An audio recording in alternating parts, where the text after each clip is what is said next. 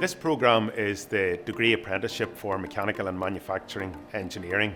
It's a 4-year programme where students work and study during their period of connection to the university.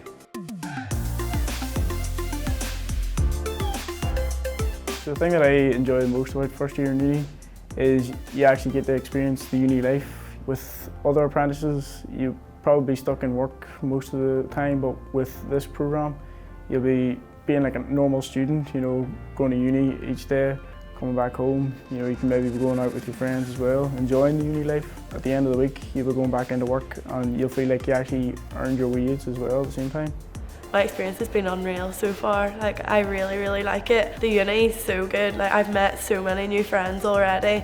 The course is so interesting. And then work on a Friday is just the highlight of the week. You'd think it would be the other way around, but I love it. Going in, learning something new every day, meeting new people, getting the experience that you're actually going to use after you get your degree. It's just makes you feel like you're actually achieving something out of it.